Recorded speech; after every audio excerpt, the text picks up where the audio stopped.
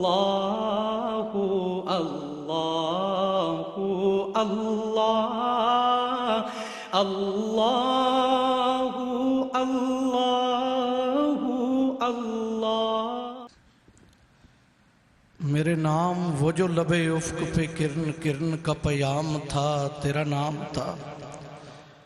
میرے نام وہ جو لبے افق پہ کرن کرن کا پیام تھا تیرا نام تھا. شب تیرہ میں وہ جو شب چراغ مجھ سے محو کلام تھا تیرا نام تھا. کوئی شمس رو کوئی زہرہ وش کئی نام عرش مقام تھے بڑے نام تھے مگر جہان اسم کا آخری جو امام تھا تیرا نام تھا. میں جہاں بھی گیا میں جدھر بھی تھا میرے دن کٹے تیری خوشبوؤں کے طواف میں. میں جہاں بھی تھا میں جدھر بھی گیا میرے دن کٹے تیری خوشبوؤں کے طواف میں. سر بزم حرف میرے سخن میں جہاں بھی حسن کلام تھا تیرا نام تھا. نعت رسول اکرم صلی اللہ علیہ وآلہ وسلم پیش فرمانے کی سعادت حاصل کر رہے تھے مولانا محمد ابو بکر صاحب زاہدی. اب سلسلہ سخن آرائی شروع کرتے ہیں. سب سے پہلے میں اپنے ایوان میں خطاب کے لیے نام پکار رہا ہوں. جناب صاحبزادہ سید ہارون الرشید شاہ صاحب بخاری دامت برکاتہم العالیہ، آپ سے محو التماس ہوں کہ تشریف لا کر حاضرین سے محو گفتگو ہوں. استقبال کیجئے گا. نعرہ تکبیر، نعرہ رسالت، نعرہ حیدری، سیدی مرشدی، دین و ملت کی ضیا، دین و ملت کی ضیا، الاسلام الاسلام.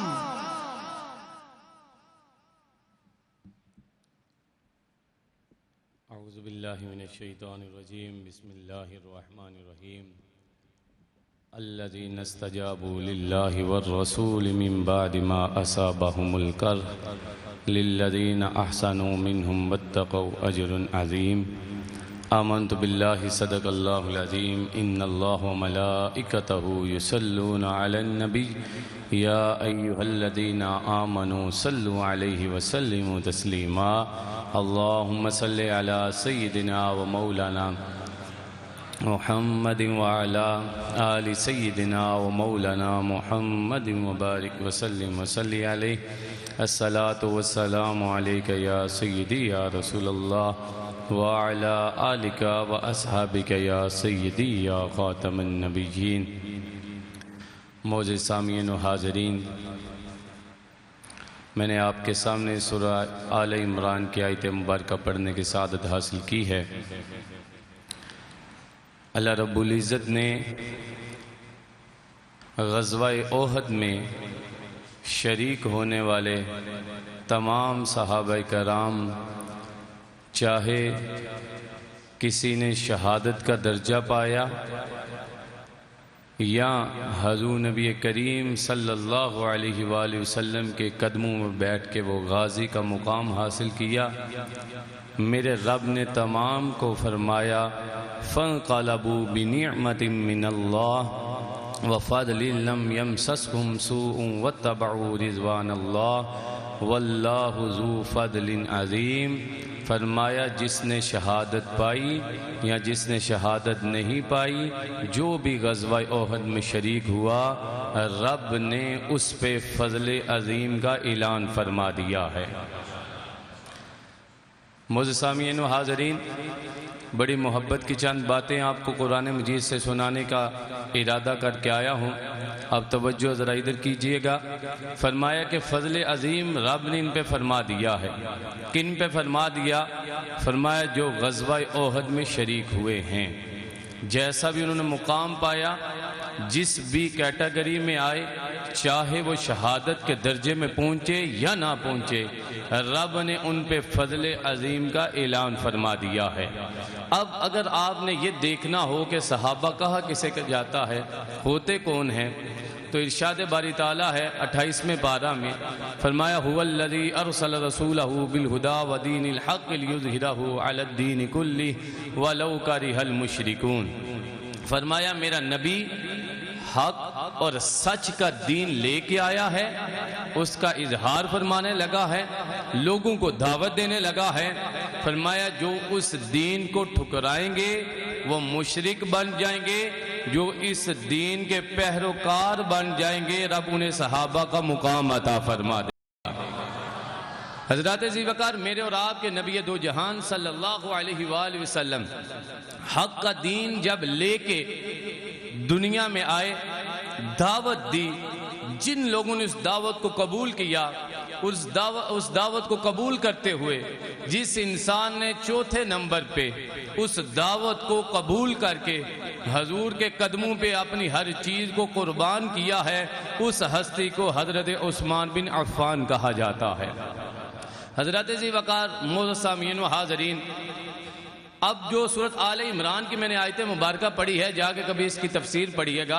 ارشاد باری تعالیٰ ہے الذین استجابوا للہ والرسول من بعد ما اصابہم الکرب۔ فرمایا اللہ اور اللہ کے رسول کی رضا کے لیے غزوہ احد میں لوگ شریک ہوئے، ہوا پھر کیا؟ فرمایا انہیں زخم لگے اور بے حد و بے حساب زخم لگے، لیکن فرمایا پھر بھی نہ انہوں نے رب کے دامن کو چھوڑا ہے اور نہ ہی رب کے حبیب کے دامن کو چھوڑا ہے۔ ایک صحابی ہیں حضرت زید، ان کا واقعہ اگر ہم پڑھیں تو حیران ہو جاتے ہیں۔ جب صحابہ کرام پہ مشکل وقت آیا اور حضور نبی کریم صلی اللہ علیہ وآلہ وسلم کے سامنے ایسے وہ ڈھال بن کے کھڑے ہو گئے، اپنے سینے کو ایسے نمایاں کیا اور ان کے سامنے تیر لگتے رہے۔ سینے پہ ایک تیر لگا، دوسرا لگا، تیسرا لگا، چوتھا لگا، تیر لگتے گئے۔ یہ مقام ذرا سنیے گا۔ آج لوگ طرح طرح کی باتیں کرتے ہیں، لیکن دیکھیں احد میں ان لوگوں نے کیسے حضور کی بارگاہ میں اپنی جان کو پیش کیا ہے۔ فرمایا ایک تیر لگا، دوسرا لگا، تیسرا لگا، چوتھا لگا، لگتے گئے۔ جب آخری سانس حضرت زید کی آنے لگی، وہ حضور کے قدموں میں جھک جاتے ہیں۔ میرے اور آپ کے کریم نبی انہیں اٹھا کے اپنے سینے سے لگانے لگے۔ انہوں نے عرض کی یا رسول اللہ، میری صرف اتنی سی خواہش ہے کہ میں جب دنیا سے جاؤں اور میرا آخری وقت شروع ہو چکا ہے، میری یہ حسرت نہیں کہ آپ مجھے سینے سے لگائیں، میری صرف اتنی سی حسرت ہے کہ آپ مجھے اپنے قدموں میں جگہ دیں، آپ کلمہ پڑھتے جائیں، میں آپ کے پیچھے کلمے کا وظیفہ پڑھ کے رب العالمین کی بارگاہ میں حاضری کی سعادت ادا کرتا جاؤں۔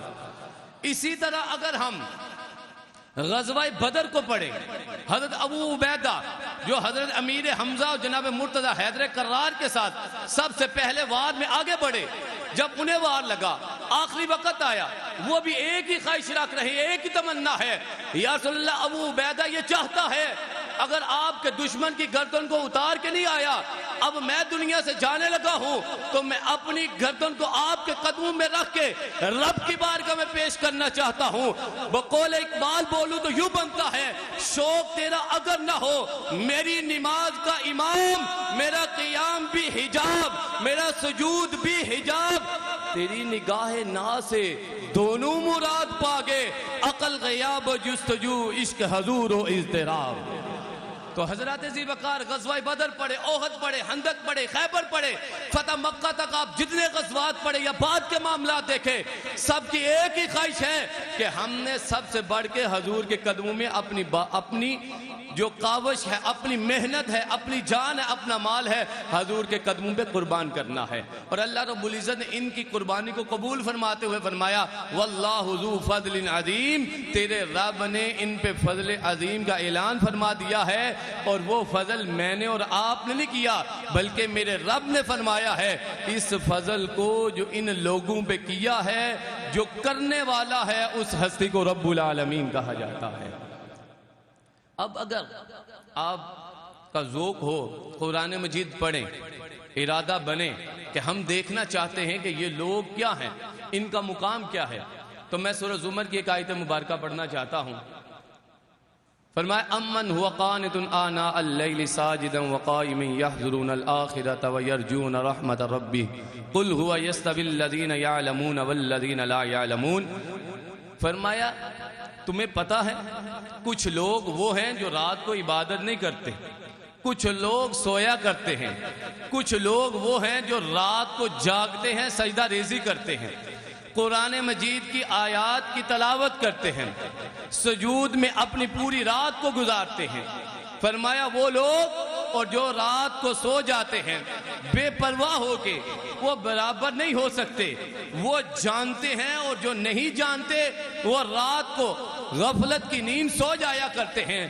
اب مفسرین نے لکھا ہے کہ میرے اور آپ کے رب نے یہ جس ہستی کے لیے اس آیت کو نازل کیا ہے اور مجھے اور آپ کو بتایا ہے، جو رات کو جاگا کرتا تھا، قرآن کی تلاوت کیا کرتا تھا، سجدہ ریزی کیا کرتا تھا، فرمایا وہ واحد ہستی وہ ہے جسے دنیا و زمین و آسمان میں رہنے والا ایک ایک فرد اس نام سے جانتا ہے، یعنی اس ہستی کو حضرت عثمان بن عفان کہا جاتا ہے۔ فرمایا وہ رات کو جاگا کرتے تھے، وہ قرآن کی آیات کی تلاوت کیا کرتے تھے۔ پھر اس سے آگے بڑھیں اور سورۃ آل عمران میں، سورۃ بقرہ میں آ کے تیسرے پارے کی آیت پڑھیے گا۔ فرمایا مثل الذین ينفقون اموالهم فی سبیل اللہ کمثل حبۃ انبتت سبع سنابل فی کل۔ فرمایا آؤ دیکھو جو رب کی بارگاہ میں مال دیتا ہے۔ اب آپ نے بھرپور توجہ رکھنی ہے اس جملے کی طرف۔ فرمایا رب کی بارگاہ میں کوئی ایک دانہ، ایک روپیہ دیتا ہے، میرا رب اسے 700 گنا سے بڑھا کے 70,000 تک لے کے جا سکتا ہے۔ جو ایک دانہ دے۔ اب میں حضرت عثمان کی بارگاہ سے ایک جملہ آپ کو ہدیہ کرنے لگا ہوں اور دیکھتا ہوں آپ کتنے ذوق کے ساتھ بیٹھے ہوئے ہیں۔ جو 1 روپیہ رب کی بارگاہ میں دے، میرا رب اسے یہ مقام دیتا ہے۔ فرمایا جب کوئی ایک دانہ دے میں اسے 700 سے بڑھا کے 7,000 اور 7,000 سے 70,000 تک بڑھا سکتا ہوں۔ فرمایا پھر میں اسے بے حد و بے حساب میں بھی تبدیل کر سکتا ہوں۔ آئیں اب حضرت عثمان کی زندگی میں پڑھیے گا، انہوں نے رب کی بارگاہ میں کیا دیا، اس دین کے لیے انہوں نے کیا کیا، قربانی کیسے دی ہے۔ تو میرے ذہن میں غزوہ تبوک کا وہ منظر آتا ہے جب میرے اور آپ کے آقا نے ارشاد فرمایا، آج کون ہے جو اس غزوہ میں جانے کے لیے اپنے مال کو میری بارگاہ میں پیش کرے گا۔ معزز سامعین و حاضرین، بھرپور محبت کے ساتھ غزوہ تبوک کے اس جملے کو سنیے گا۔ فرمایا کون ایسا انسان ہے جو آج غزوہ تبوک میں شریک ہونے کے وقت مال میری بارگاہ میں پیش کرے گا۔ حضرات ذی وقار، ہر صحابی اٹھے، ہر صحابی کے پاس جتنا مال تھا وہ سارے لے کے آئے۔ فرمایا جب حضرت عثمان آئے نا، آج لوگ اپنی زبان کو دراز کر کے پوچھتے ہیں عثمان کسے کہا جاتا ہے، آؤ عثمان کسے کہا جاتا ہے۔ سنو غزوہ تبوک میں حضرت عثمان کا مقام کیا تھا۔ فرمایا جب حضرت عثمان آگے بڑھے، 1-2 روپیہ نہیں دیا بلکہ 940 اونٹ۔ کتنے بولیے گا سارے؟ ٹائم بھی 9:40 ہو گیا ہے۔ اب توجہ کے ساتھ ذرا سنیے گا، ذرا ادھر دیکھیں، 940 اونٹ اور 60 گھوڑے، 1000 کی تعداد پوری کر کے جس نے کہا آقا یہ مال آپ کے قدموں پہ قربان ہے، اس ہستی کو حضرت عثمان بن عفان کہا جاتا ہے۔ کبھی عثمان سننا ہو تو اولاد علی سے آ کے سنیے گا، وہ آپ کو بتائیں گے ہمارے باپ حسن نے، ہمارے باپ حسین نے حضرت عثمان کی حفاظت کیسے کی تھی۔ وہ کنواں جو میرے اور آپ کے آقا نے ارشاد فرمایا کون خرید کے دے گا، ابھی یہ نہیں تھا پتا۔ دیکھیں میں اور آپ لالچ میں پڑ جاتے ہیں، ہمیں کو کہے نا یہ کام کرو، ہم سب سے پہلے یہ پوچھتے کریں گے تو کیا ملے گا۔ حضرت عثمان نے یہ نہیں پوچھا، میرے آقا نے ارشاد فرمایا یہ کنواں کون خرید کے دے گا۔ ابھی یہ جملے کہنے کی دیر تھی، حضرت عثمان اٹھے، یہودی کے پاس کے کنواں خریدا، خرید کے آگے آقا کی بارگاہ میں قدموں کا ہاتھ لگا کے عرض کی یا رسول اللہ، آپ کا عثمان وہ کنواں خرید کے قیامت تک کے لیے آپ کے قدموں پہ قربان فرما رہا ہے۔ اب جب حضرت عثمان نے ایسے کیا نا، اب سنیے گا میرے اور آپ کے آقا نے کیا ارشاد فرمایا۔ آپ مسکرائے اور مسکرا کے ارشاد فرمایا میں لکھ کے، لکھنا پتہ کسے کہتے ہیں، میں لکھ کے اے عثمان آپ کو جنت کی بشارت عطا فرما رہا ہوں۔ آج کوئی انسان اپنی زبان کو دراز کرے گا تو وہ اپنے نصیبوں پہ اپنی بدبختی کو بلائے گا اور آواز لگائے گا۔ حقیقت میں یہ وہ لوگ ہیں جن لوگوں نے میرے اور آپ کے آقا کے نام پہ اپنی جانوں کو قربان کیا ہے۔ حضرات ذی وقار، کوئی بھی انسان آج بھی عمرہ کرنے کی یا کچھ دنوں کے بعد حج کرنے کی سعادت کے لیے جاتا ہے، مدینہ پاک میں پہنچے گا، وہ کہے گا میں نے ریاض الجنہ میں جانا ہے۔ بڑی محبت کے ساتھ اس میرے جملے کو سننا ہے۔ وہ کہے گا میں نے ریاض الجنہ میں جانا ہے۔ اسے بتایا جائے گا اپلیکیشن کرو، جب تم اپلیکیشن کرو گے اجازت ملے گی تمہیں ریاض الجنہ میں داخل کیا جائے گا۔ اسے ایک مخصوص وقت کے لیے آدھے گھنٹے کے لیے بلایا جاتا ہے، بلا کے کہا جاتا ہے آؤ اب سجدہ کر لو۔ اب اس خوش قسمت سے پوچھو کیوں کرنا چاہتے ہو؟ وہ کہتا ہے یہ ریاض الجنہ ہے، یہ جنت کا ٹکڑا ہے اس زمین پہ۔ پورے ذمہ داری کے ساتھ یہ جملہ سنانے لگا ہوں، یہ مسجد گواہ بن جائے اس جملے کو سننے کے بعد، میں اس کا ذمہ دار ہوں۔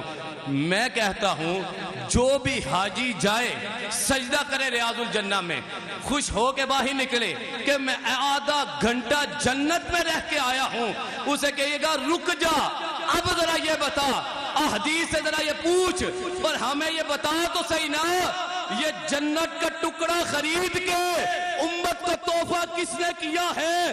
تو جو سر فہرست نام آئے گا اس ہستی کو حضرت عثمان بن عفان کہا جاتا ہے۔ لوگ تو اس سوچ میں ہیں کہ یہ جنت کے کس مقام میں ہوں گے۔ میں کہتا ہوں عثمان اسے کہا جاتا ہے کہ دنیا میں جو تجھے چھوٹی سی جنت نظر آ رہی ہے اسے بھی جس نے خرید کے امت کو تحفہ دیا ہے اسے حضرت عثمان بن عفان کہا جاتا ہے۔ آج میں اور آپ، میں نے آپ کے سامنے آیات پڑھی اور بالکل بات ختم کرنے لگا ہوں، اور آپ نے بڑے ذوق کے ساتھ ان آیات کو سنا، آیات کو پڑھا، بڑا مزہ آیا۔ میں اور آپ کہتے ہیں کہ آیات پڑھے بڑا ثواب ملتا ہے، یقیناً ایسے ہی ہے، میرا بھی یہی عقیدہ ہے۔